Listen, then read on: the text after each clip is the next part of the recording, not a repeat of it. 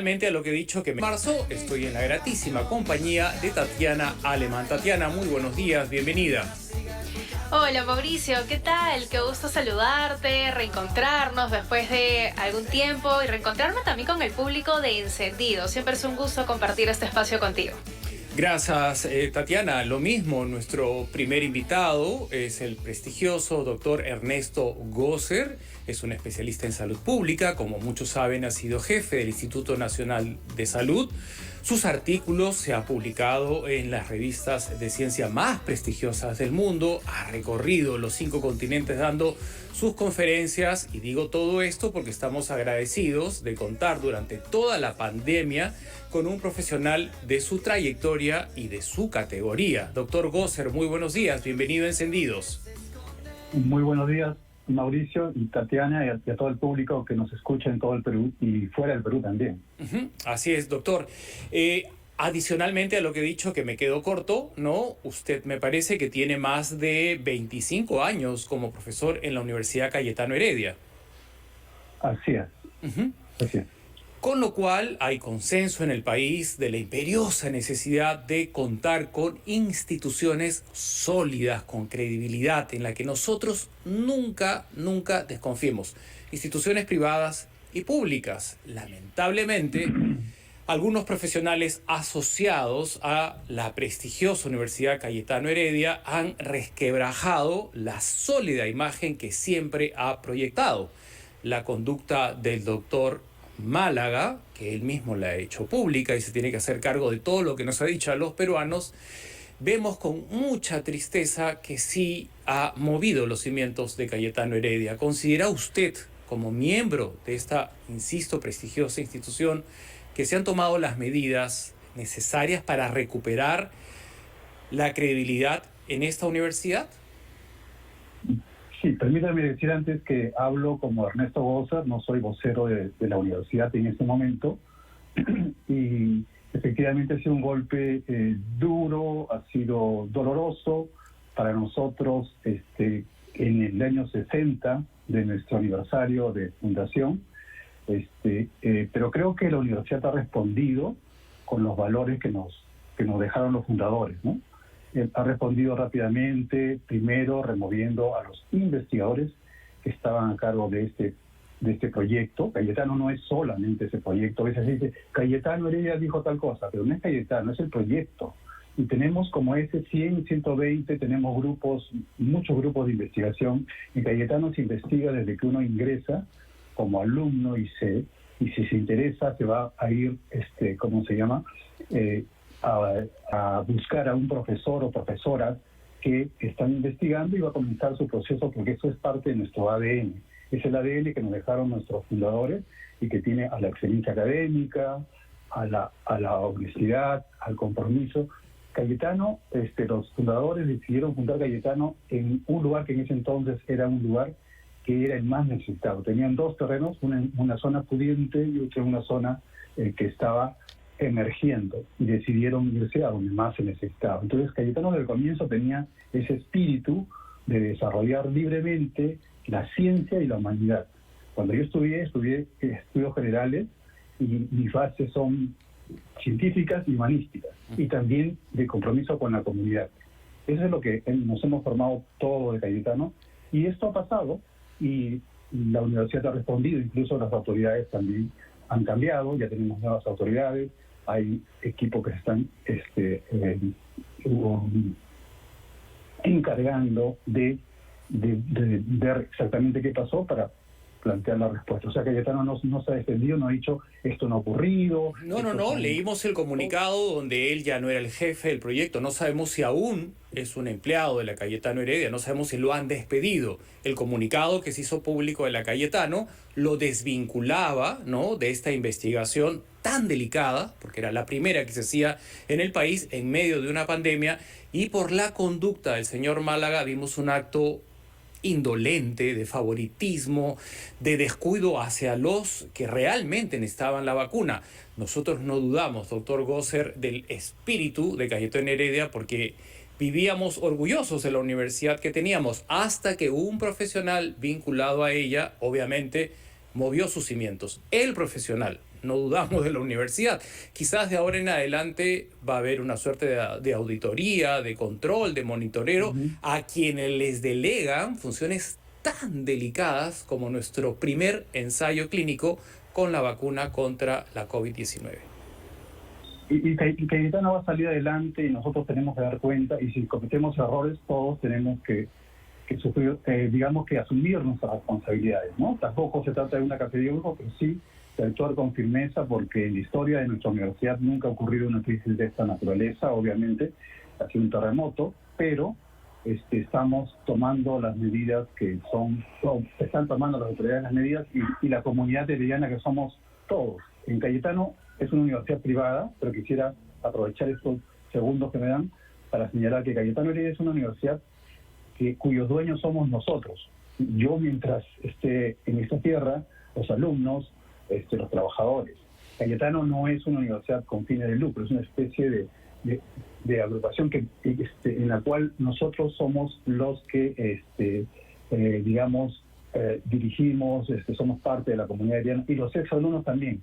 Y de hecho, los exalumnos están movilizándose en este momento para desde antes, porque ellos siempre colaboran con acciones en el país y están haciendo acciones que seguro ya la universidad va a informar, porque ellos también están comprometidos con el alma mater que los ha llevado a diferentes lugares del Perú y del mundo para seguir entregando nuestra profesión. Todos somos distintos, pero el espíritu se mantiene, los valores se mantienen, y obviamente no somos perfectos, todos somos pasibles de problemas, y como usted dice, todos tenemos luces y sombras, ¿no? No se trata de ponerse acá moralistas y decir los malos y los buenos. Todos tenemos nuestros problemas, pero estamos enfrentando con entereza lo que nos ha tocado vivir en nuestro año 60, que iba a ser, igual que el bicentenario, un año muy importante para nuestra historia. Y lo será, porque será el año de la recuperación.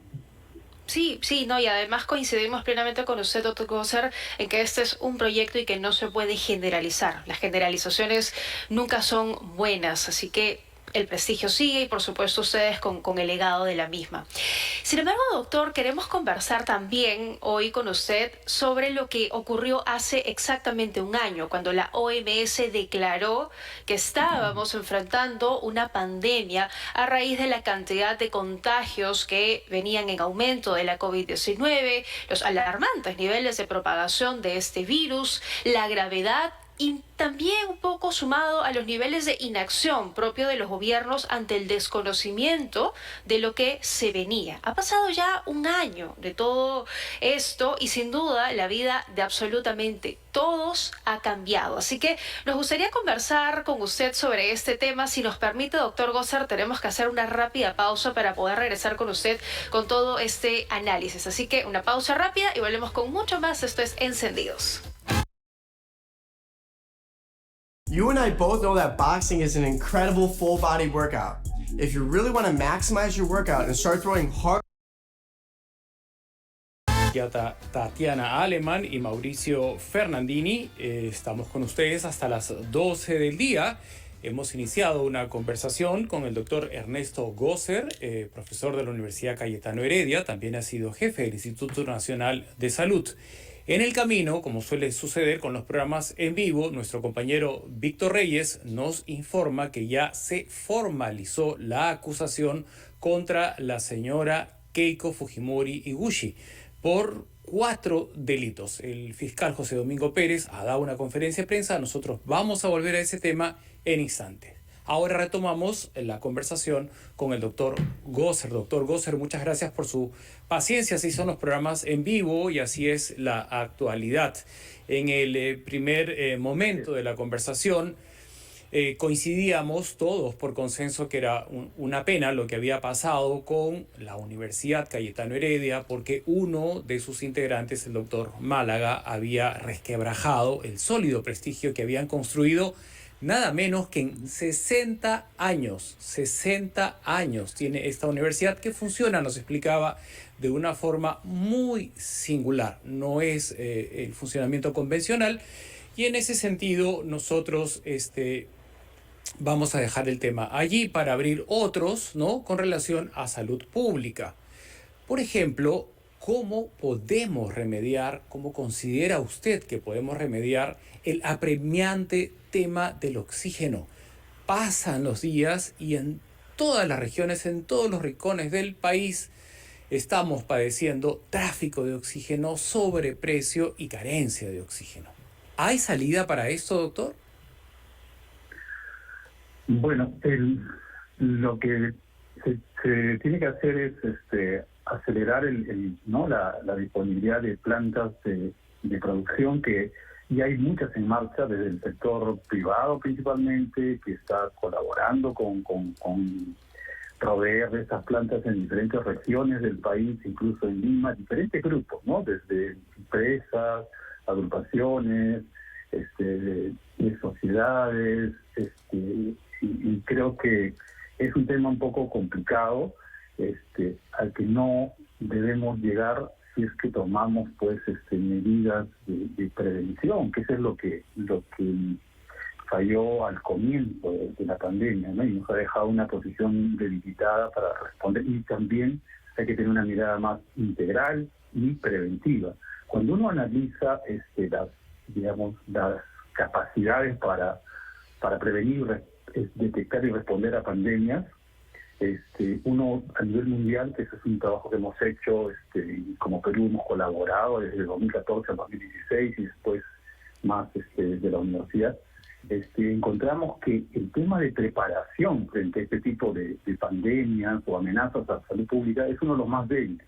No nos preparamos, reaccionamos en ese momento. Entonces, una forma de mejorar en ese punto es desarrollar las capacidades, ¿no? Y es una cosa que estuvimos tratando de que el Estado peruano asumiera en los últimos años, y siempre cambiaron a los responsables.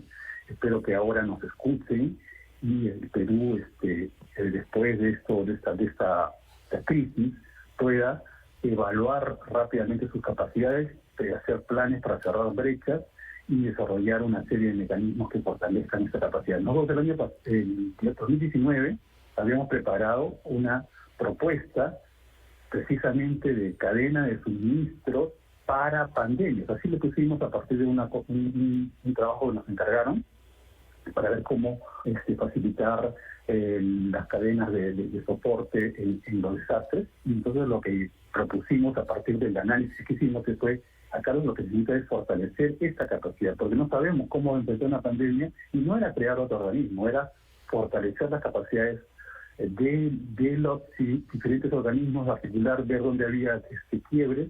Incluso planteamos que se podía empezar con las respiratorias, pensando más, realmente, no pensaba yo, no voy a decir esto porque no es cierto, pensando más en influenza que en coronavirus. Nosotros pensábamos que era mucho más probable, y eso en el mundo también, se pensaba que era más probable que ocurra una nueva pandemia de influenza, y también había la amenaza de coronavirus. Entonces, frente a eso, nosotros dijimos, hay que hacer un piloto por acá. Nos dijeron que interesante, pero no se hizo nada. También de la otra actividad que... Sí. Doctor, se ha mejorado, tenemos ahora más camas UCI, tenemos mayor capacidad, pero aún sigue siendo insuficiente, y aún así teniendo la experiencia de la primera ola de contagios, donde faltaba oxígeno, como bien señala Mauricio, donde las personas perdían la vida a raíz de no contar con el mismo. En la segunda ola hemos repetido la misma escena, y aún así todavía hace falta.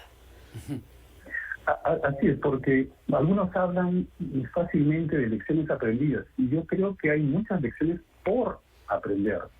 O sea, y tenemos mucho temor a reconocer las cosas que salieron mal. Las cosas que salieron mal hay que analizarlas y hay que responder frente a ellas. No hay que tampoco, ni negarlas, ni tampoco minimizarlas, ni tampoco hacer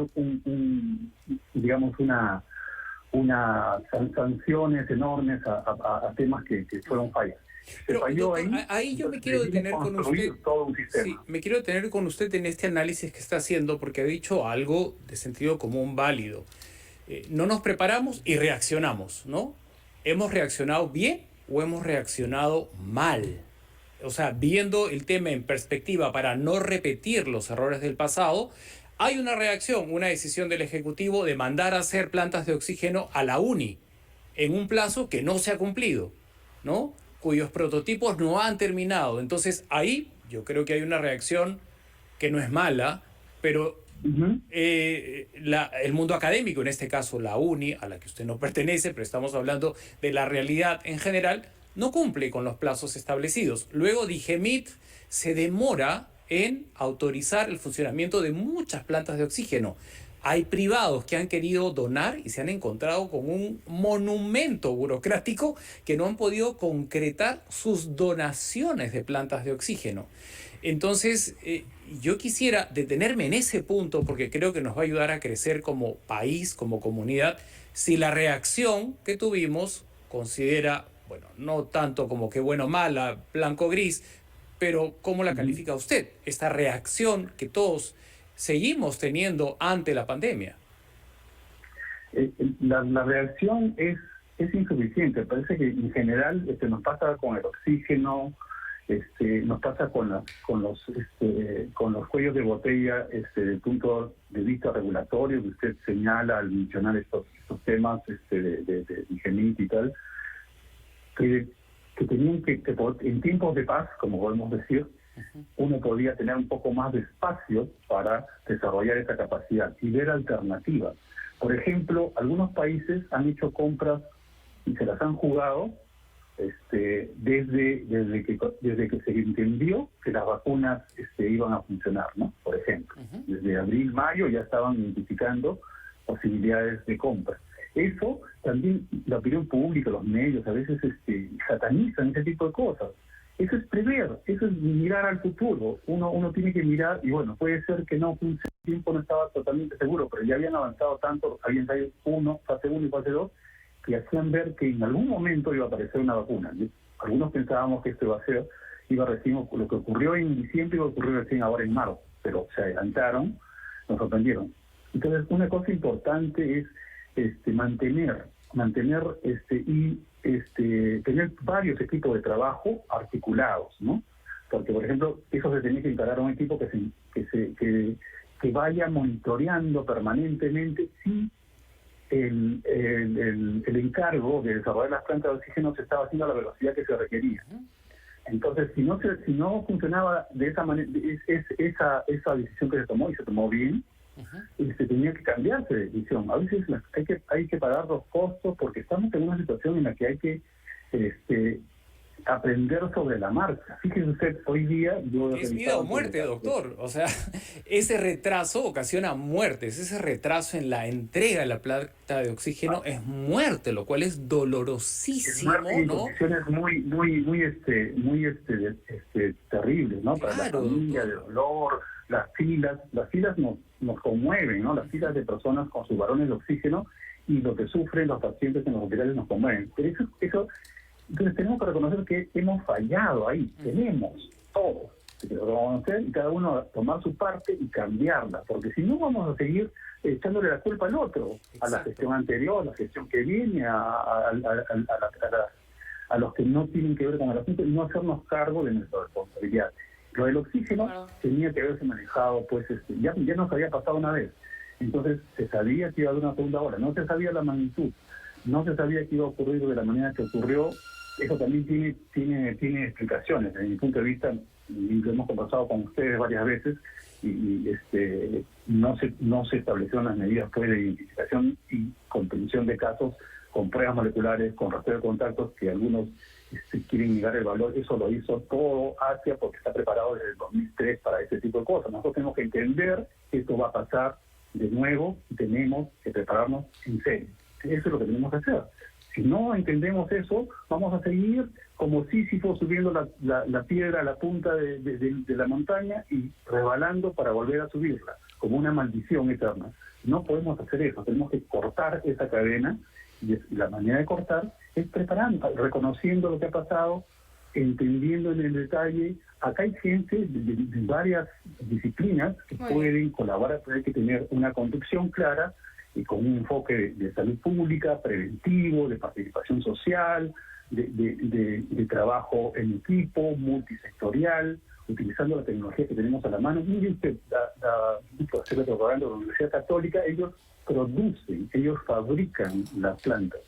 Sí, Entiendo claro que que sí. lo de la UNI era Mucho más importar. rápido, un precio más Así bajo es. también. Hay, Sí. hay cosas que no se entienden como país vividas dentro de pandemia, ¿no? Y en perspectiva hay que sacar las lecciones para no repetir los errores porque no estamos libres de una tercera ola. Y me gustaría en ese sentido agradecerle al doctor Gosser, que siempre se está adelantando a lo que puede venir. Y la conclusión es que el monitoreo diario de lo que delegas, ¿no?, te puede llevar a un objetivo trazado. Pero si lo delegas y no lo miras nunca, como el tema de las plantas de oxígeno, nos ha llevado a una dolorosa realidad de número de muertes de verdad escalofriantes. Gracias, doctor Hay que Gosser. prepararse para una tercera Gracias. ola, aunque no ocurra. Aunque no ocurra. Exacto. Esa es la cosa que uno se entra en la cabeza. No, si no ocurre, está perfecto porque probablemente las medidas que tomamos funcionaron. Pero mire usted, en otros países ha habido pequeñas terceras olas y ahora que hay tantas variantes, incluso hay casos en Brasil que ya se han demostrado que hay coinfección, o sea, una persona con 2 variantes al mismo tiempo. Eso nos tiene que hacer pensar cómo se va a traducir desde el punto de vista epidemiológico, es decir, el número de casos afectados, desde el punto de vista clínico, el tipo de síntomas, la gravedad de los mismos. Entonces tenemos que prepararnos Muy bien. para 1000, aunque ocurra Por 100. supuesto. Y Gracias, Muchas gracias, doctor doctor Gosser. Gosser. nosotros 900 nos ahorraremos, pues. Gracias, doctor Gosser. Hasta una próxima oportunidad.